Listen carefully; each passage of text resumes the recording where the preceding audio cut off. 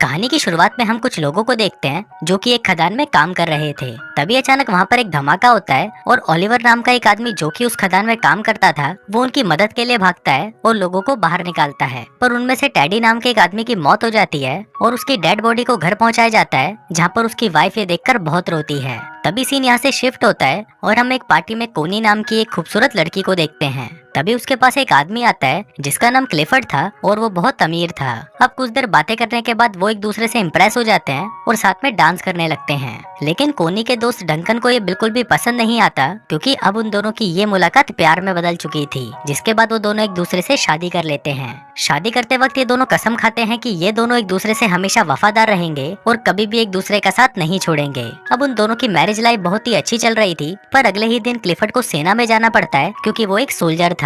लेकिन जंग के दौरान क्लिफर्ड घायल हो जाता है और उसे वापस घर भेज दिया जाता है। हम देखते हैं कि आज क्लिफर्ड घर आ रहा था और सभी बहुत ज्यादा खुश थे और उसका वेलकम करने के लिए घर के बाहर खड़े हुए थे। क्लिफर्ड को देखकर कोनी बहुत ज्यादा खुश होती है, पर तभी हम देखते हैं कि उस जंग में घायल होने के बाद क्लिफर्ड के पेट के नीचे का हिस्सा पूरा पैरालाइज हो चुका था। अब क्लिफर्ड अपनी हालत से लाचार था और वो सबको थैंक यू बोलकर अंदर आ जाता है। वहीं कोनी क्लिफर्ड को देखकर खुश तो थी, पर वो अंदर ही अंदर बहुत ही ज्यादा दुखी थी। उनकी खुशियों से भरी जिंदगी में कभी ऐसा मोड़ भी आएगा ये उसने कभी सोचा नहीं था। इसी बात से दुखी होकर क्लिफर्ड खुद को मारने की कोशिश भी करता है, पर कोनी उसे रोक लेती है। वो उसे विश्वास दिलाती है कि वो हमेशा उसके साथ रहेगी। अब इसके दूसरी तरफ हम ओलिवर को देखते हैं जो कि अपनी मंगेतर को लेटर लिख रहा होता है कि इस बार वो किसी खदान में काम नहीं कर रहा, बल्कि इस बार वो जंग में है। फिर कुछ दिनों बाद जब ओलिवर छुट्टी लेकर घर पर आता है तो वहाँ पर वो अपनी मंगेतर को किसी दूसरे आदमी के साथ देख लेता है और उससे बिना मिले ही वहाँ से चला जाता है। फिर कुछ दिनों बाद ओलिवर काम मांगने के लिए क्लिफर्ड के पास जाता है। इसके बाद जब क्लिफर्ड उससे बात कर रहा था तब उसे पता चलता है कि ओलिवर भी उसी जंग में उसके अंडर काम कर रहा था। क्लिफर्ड इससे काफी इम्प्रेस हो जाता है और ओलिवर को उसके पक्षियों का ख्याल रखने का काम दे देता है। अपाहिज होने की वजह से क्लिफर्ड अपने लिए एक गाड़ी खरीदता है और जब वो उसमें बैठकर घूमता है तो उसे लगता है कि मानो उसके पैर वापस आ गए हों। फिर एक दिन वो कोनी के साथ ओलिवर के पास जाता है जो कि जंगल में बने एक कॉटेज में रहता था और पक्षियों की देखभाल करता था।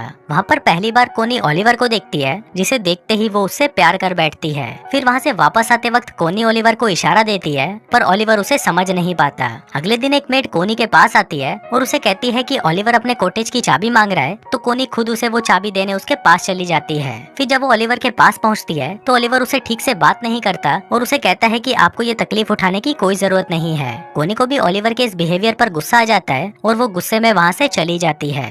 अगले दिन ओलिवर कोनी को एक लेटर लिखता है जिसमें वो अपने बर्ताव के लिए उसे माफी मांगता है। इसके बाद कोनी फिर से उससे मिलने उसके कॉटेज में जाती है जहाँ पर ओलिवर अपनी शर्ट उतारकर काम कर रहा था। फिर जब कोनी उसके बदन को देखती है तो उसके भी तन बदन में आग लग जाती है। ये देखकर कोनी खुद को कंट्रोल नहीं कर पाती और ओलिवर के पास जाने लगती है, पर तभी ओलिवर भी उसे देख लेता है और अपनी शर्ट वापस पहन लेता है क्योंकि वो कोनी की इज्जत करता था। कोनी को ये जगह बहुत पसंद थी, इसलिए वो ओलिवर को कहती है कि मैं हर रोज यहाँ पर पेंटिंग करने आऊंगी। पर ओलिवर उसे कहता है कि मैं ये जगह आपके लिए साफ कर दूंगा और मैं किसी दूसरी जगह चला जाऊंगा। कोनी उसे कहती है कि तुम्हें कहीं भी जाने की जरूरत नहीं है और तुम मुझसे इतना भाग क्यों रहे हो। यहाँ पर कोनी ओलिवर से गुस्सा हो जाती है और वहाँ से जाने लगती है, लेकिन तभी वहाँ पर बारिश आ जाती है, इसलिए वो ओलिवर के साथ उसके कॉटेज में चली जाती है जहाँ पर वो दोनों आग जलाकर खुद को गर्म करने लगते हैं। पर तभी ओलिवर वहाँ से उठ जाता है क्योंकि वो कोनी के इरादे समझ रहा था। कोनी उससे पूछती है कि तुम मुझसे दूर क्यों भाग रहे हो, तो ओलिवर उसे कहता है कि मैं तुमसे दूर नहीं भाग रहा, बस मैं डर रहा हूँ क्योंकि अगर क्लिफर्ड को हमारे बारे में पता चल गया तो मेरी नौकरी चली जाएगी। अब ओलिवर ने कोनी को इग्नोर कर दिया था, इसलिए वो वहाँ से उठकर घर चली जाती है। फिर एक दिन कोनी क्लिफर्ड से कहती है कि मुझे बहुत ही अफसोस है कि हमारा कोई बच्चा नहीं है। इस पर क्लिफर्ड उसे कहता है कि मैं तो बहुत कोशिश कर रहा हूँ और अपने शरीर को ठीक करने के लिए वो उसके ऊपर करंट के झटके देता है। क्लिफर्ड दर्द से बहुत चिल्ला रहा था और फिर जब आखिरी में कोनी से उसका दर्द देखा नहीं जाता तो वो क्लिफर्ड को रोक देती है। अब क्लिफर्ड इस काम में नाकाम रहता है, इसलिए वो रोने लगता है। अब इसके अगले दिन कोनी जंगल में जाती है, पर तभी उसे ओलिवर के काम करने की आवाज सुनाई देती है तो वो तुरंत उसके पास चली जाती है, जहाँ पहुंचकर वो छोटे चूजों को देखती है और उन्हें देखकर रोने लगती है। उन बच्चों को देखकर उसे अपने बच्चों की याद आती है जो कि शायद वो कभी पैदा नहीं कर पाएगी। अब कोनी को रोता देखकर ओलिवर उसके पास आता है और उसे गले लगा लेता है। अब ओलिवर भी कोनी को पसंद करने लगा था, इसलिए वो उसे अपने साथ अपने कॉटेज में ले जाता है जहाँ पर वो दोनों इंटीमेट होते हैं। कोनी पूरे दिन ओलिवर के साथ ही रहती है और फिर जब शाम होने को आती है तो ओलिवर उसे घर छोड़ने उसके साथ जाता है। जाने से पहले कोनी ओलिवर से पूछती है कि तुमने जो भी किया क्या तुम्हें उसका कोई पछतावा है, जिस पर ओलिवर कहता है कि नहीं, मैं तुमसे प्यार करने लगा हूँ और अब तुम सिर्फ मेरी हो। उसी रात बहुत तेज तूफान आता है और बादल गरजने लगते हैं। ओलिवर को कोनी की बहुत याद आ रही थी, इसलिए वो बहुत ज्यादा दारू पी लेता है। वहाँ पर कोनी की भी नींद उड़ चुकी थी और वो भी ओलिवर की यादों में सो नहीं पाती। फिर वो खिड़की से ओलिवर के घर की रोशनी को देखती है और वो खुद को रोक नहीं पाती और दौड़ते हुए ओलिवर के पास चली जाती है। लेकिन तभी हम देखते हैं कि कोनी को जाते हुए उनके घर की एक मेड उसे देख लेती है। वहीं ओलिवर भी वहाँ पर कोनी का इंतजार कर रहा था और वो कोनी को कहता है कि मुझे नहीं लगा था कि तुम मुझसे मिलने आओगी। इस पर कोनी उसे कहती है कि मैं कभी भी तुम्हें अकेला नहीं छोड़ूंगी और फिर वो दोनों वहीं पर इंटीमेट होते हैं। एक दिन क्लिफर्ड के घर पर एक पार्टी होती है जहाँ पर डंकन भी आया होता है। फिर क्लिफर्ड देखता है कि कोनी और डंकन साथ में डांस कर रहे हैं और उसे ये देखकर बिल्कुल भी अच्छा नहीं लगता।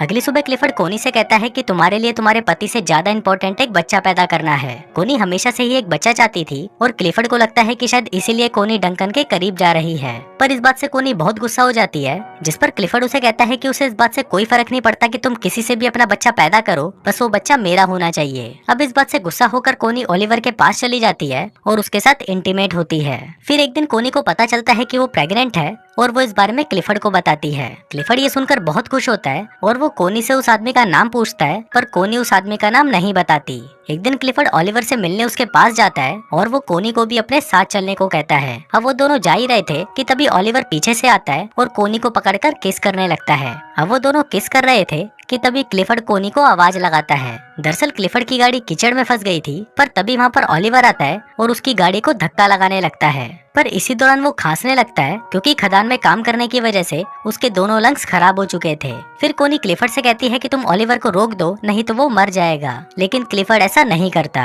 अब फाइनली ओलिवर उसकी गाड़ी को कीचड़ से निकाल देता है और खांसता हुआ वहाँ से चला जाता है। थोड़ी देर बाद कोनी ओलिवर के पास आती है तो ओलिवर उसे गुस्से में कहता है कि उसने 12 सालों तक उनकी खदानों में काम किया और अपने लंग्स खराब कर दिए, लेकिन इसके बाद भी उसे जंग के लिए फ्रांस भेज दिया गया। वो कहता है कि मेरी लाइफ तुम लोगों जैसी नहीं है, इसलिए तुम अपने पति के पास वापस चली जाओ। फिर एक दिन कोनी की मेड मिस बोल्टन ओलिवर के कॉटेज में जाती है जहाँ पर उसे कोनी की डायरी मिलती है और उस डायरी को देखकर वो समझ जाती है कि कोनी के पेट में जो बच्चा है वो ओलिवर का है। एक दिन क्लिफर्ड आने वाले बच्चे की खुशी में अपने घर पर एक पार्टी रखता है, पर तभी वहाँ पर मिस बोल्टन आती है और क्लिफर्ड को कहती है कि कोनी के पेट में जो बच्चा है वो ओलिवर का है। फिर जब कोनी क्लिफर्ड से मिलती है तो क्लिफर्ड उसे बहुत नाराज हो जाता है। इसके बाद कोनी मिस बोल्टन के पास आती है और उसे पूछती है कि तुम्हें किसने बताया। मिस बोल्टन कहती है कि मुझे कुछ भी बताने की जरूरत नहीं है। अब कोनी को लगता है कि शायद मिस बोल्टन को ओलिवर ने बताया होगा, पर मिस बोल्टन उसे कहती है कि उसने मुझे कुछ नहीं बताया। अब इस बात से कोनी रोने लगती है और उसे कहती है कि वो ओलिवर से बहुत प्यार करती है।